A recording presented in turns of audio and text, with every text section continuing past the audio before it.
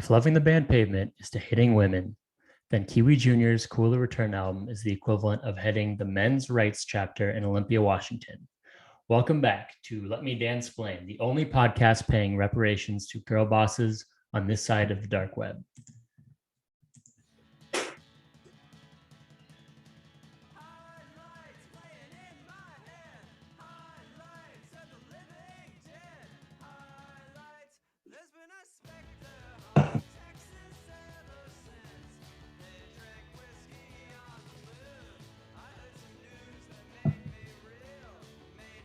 We're going to cut that right, the hitting women part.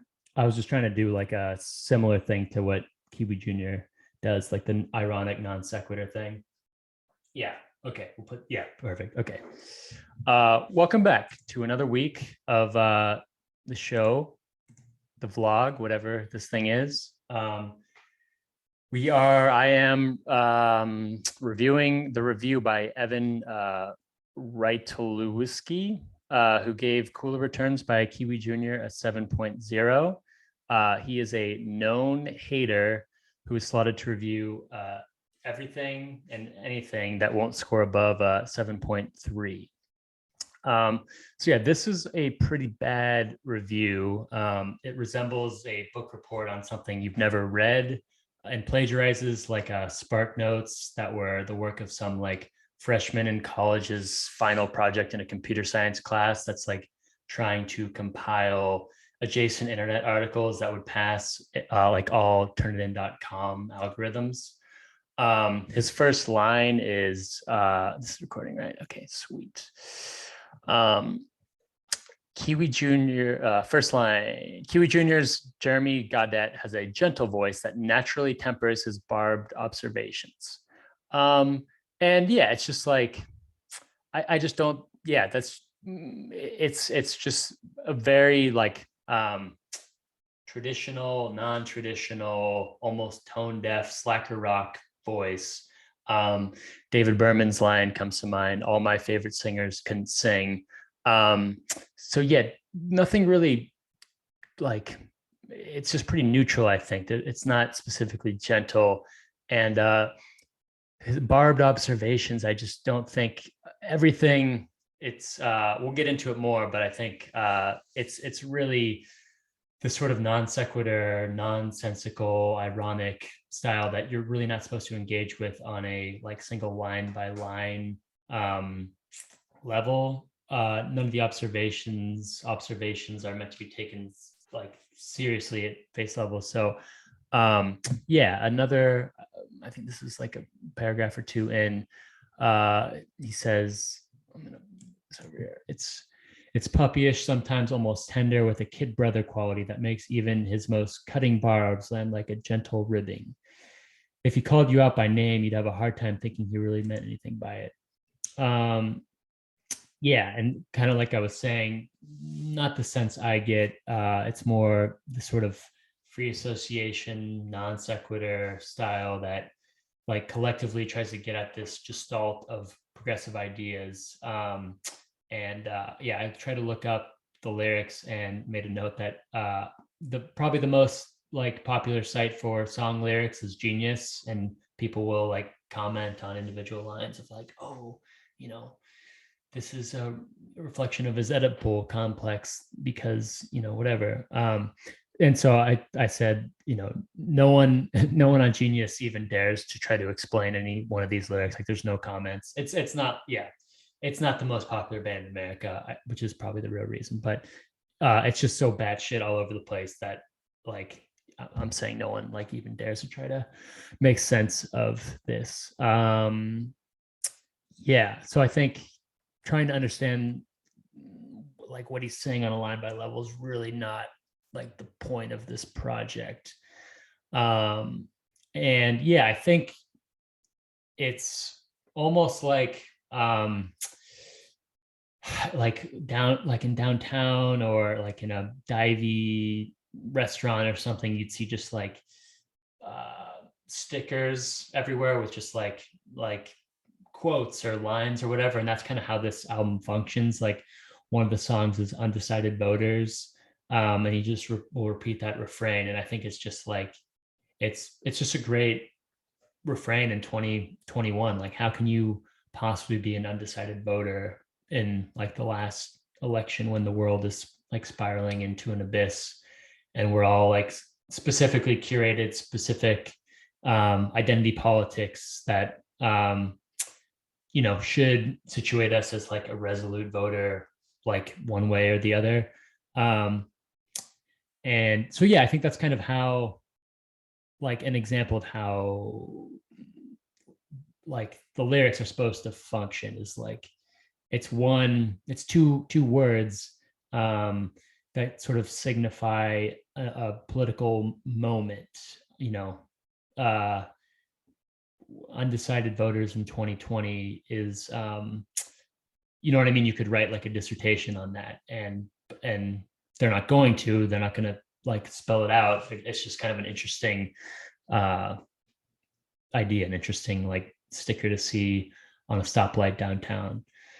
What else I can say about this? Another line that he pulls out: I take photos of your photos and they really move people. um and then another one: I got plans to build my house, a great big house in the country, 16 terabytes of land with asterisks and ampersand. um yeah, I think those are good lines to pull and kind of get at what the project of this album is. I think they're um, critiques of like a late capitalist iteration of pop art on the first one, and like the contemporary American dream. I think it gets at somewhat the arbitrariness of language, where maybe in 2001 you would have a guy saying, I sold all my stock in General Electric and I'm buying a house. And now you would have someone saying, I have all my money wrapped up in Shibu Inu coin and a Bored Ape NFT with the face tattoos of like Post Malone, and I'm gonna sell them and buy, this houseboat or something. And you know what I mean? It's like the same concept, like trading in your investments for a house, for a living place, but like just how insane the language has like sort of evolved, or probably devolved in the last 20 years, to achieve the same sort of like human functions. Let's see. Am I going to quote this whole thing? I think he has a good comparison here on their 2019 debut, Football Money. Definitely not their debut. I don't know what he means by that, but the Canadian group made a spirited grab. Oh, I got it. Okay. Yeah. He's talking about Kiwi Jr.'s original album. Spirited grab for some of Parquet Court's market share, letting out jangly hooks with the affable dependability of a SpongeBob pen dispenser. And yeah, that's like a good analog. Definitely sort of another indie punk, so like somewhat political band. So that's a good comparison. I think the SpongeBob thing is kind of like, yeah, I could take or leave that. Cooler Returns, their first sub pop album, maintains the exuberant tempos and party sensibility, leaving a trail of red plastic cups in its wake, even as it largely subs out electric guitars with acoustic ones, accompanying them with splashes of piano, organ, and harmonica. It's an impatient slacker rock imagining of a folk album.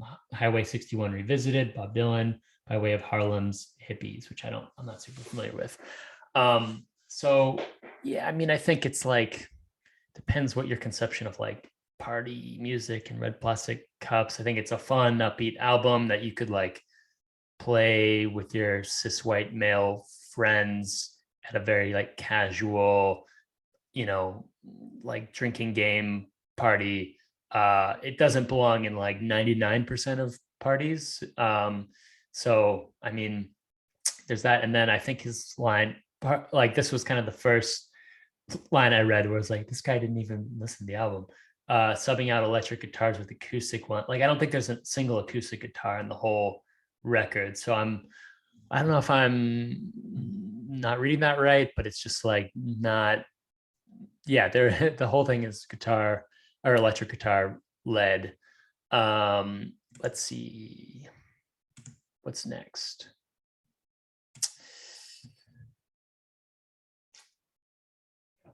Yeah, so I think my sense, so yeah, I think this was given a 7.0.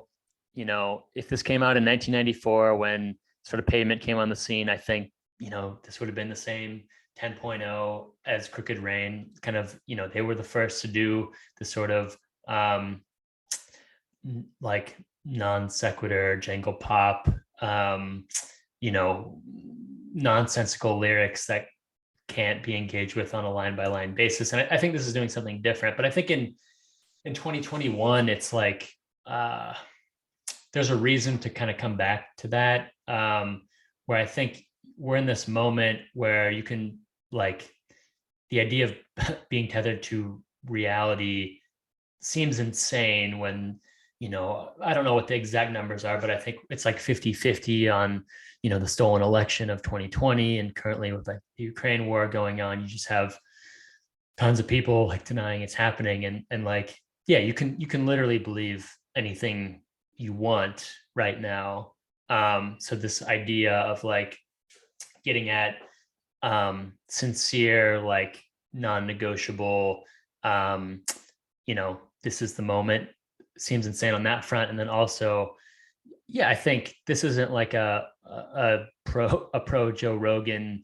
I think he's gross, but yeah, I think all positions, all public opinions are audited by the public, in YouTube comments or on Twitter, and like prevailing corporate news rhetoric, say like the New York Times, kind of guides what you can and can't say. I think that's just like, whether you think that's good or bad, is it's true. Like there's just kind of a scope of things you can and can't say. And so um I think the album is kind of satirizing this idea that like you can say something politically sincere and like direct in 2021. This is the only way to like, put out your opinion. I think is kind of part of why I think this is pretty compelling. um okay, so Kiwi's Junior. So if Kiwi Junior songs fall short of some of the great slacker rock smartasses Gaudette fashions himself after, it's because he doesn't always have the conviction to match his irreverent observations. Behind the aloof veneers, Jonathan Richman and Stephen Malcolmus's lyrics, Malcolmus of Pavement, outline very particular sets of values and beliefs. That sarcasm, on the other hand, feels more like a posture than a worldview. Still, it makes for an indisputably good time, and the band wears their light touch well. What Cooler Returns lacks in heft, it makes up for with unadulterated kicks. Um, and so, yeah, I think I kind of explained why I think Goddard doesn't need to lay out a worldview. And then I just pulled the the review from Crooked Rain, probably Pavement's most famous album. And it said, one of the lines is, they like to make fun of rock iconography, but they were smart enough to avoid offering an alternative. You never really knew where Pavement stood on anything, which kept an air of mystery and made their music malleable. So that directly undermines, his line that it's because he doesn't always have the conviction to match his irreverent observations. You know, Malcolmus's lyrics outline very specific sets of values and beliefs, right? So yeah, I think it's, if you want to say, this isn't as good as Pavement because it's a carbon copy, like that's fine. I think 25 years after Crooked Rain, like another band can come on the scene and like do something similar, but that still survives, and I think is different enough to not be like Greta Van Fleet doing, Led Zeppelin or whatever. But yeah, I think it's not like, I don't think Malcolm's Pavement has really set out their belief system any more specifically than Kiwi Jr. does here.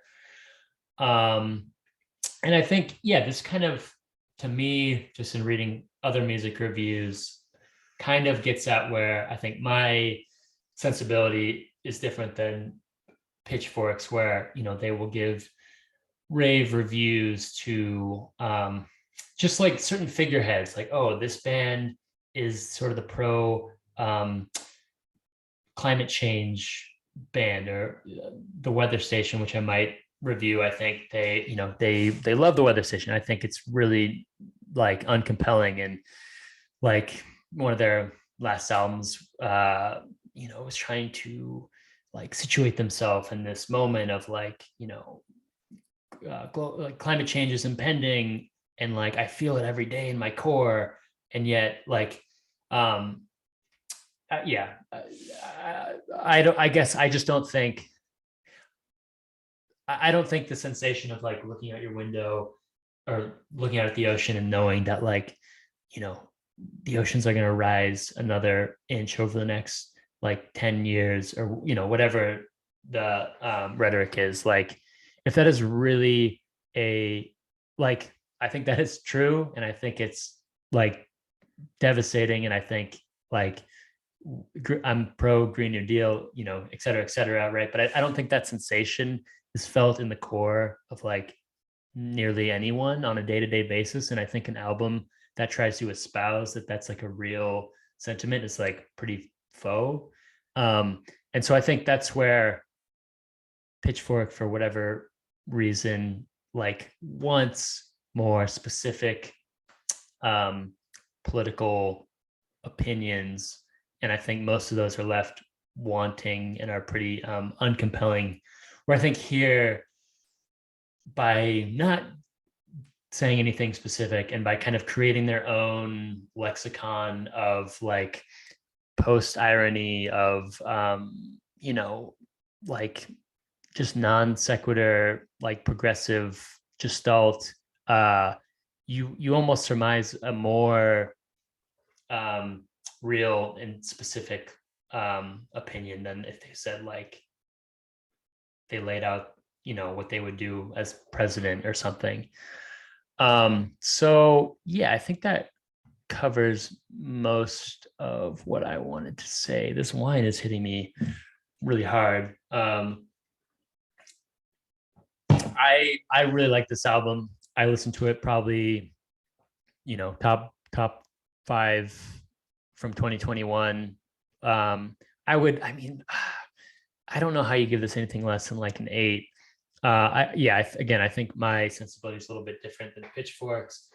But yeah, I just think even if same review, same, you know, like typed out 1-page review with an 8, I still think it's just not a good review. He's just like wrong and misses certain things. He's got some fine comparisons and analogs. But yeah, it's just like guy didn't do his homework, I think. And yeah, I think this is like can be a profound like way of you know, making lyrics by not like using a lot of words to say nothing specific at all. I think is just like a very brilliant, just interesting way to like make a song, you know, and that's given no credence other than like by way of, oh, this is just like a Pavement um you know, reboot. I just, yeah, I don't think you really listened to it. So yeah, I mean, I don't know, I'll give it like a 5. um so yeah, I think that's all I really want to say about that. um Join me next week. Oh yeah, we did have a fantastic giveaway.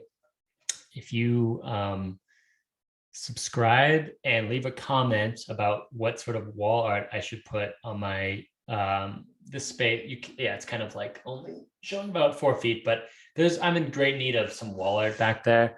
So yeah, if you leave a comment, you will be entered to win $100,000 US of Frankie Muniz coin. It's a altcoin that is, I mean, I can't really go into all of it, but it's like directly convertible to Ethereum. And yeah, it's just getting a lot of press in some of these like fringe Bitcoin community, like Reddit forums. So yeah, leave a comment and you can win $100,000 US of Frankie Muniz coin. Thanks for joining. Bye.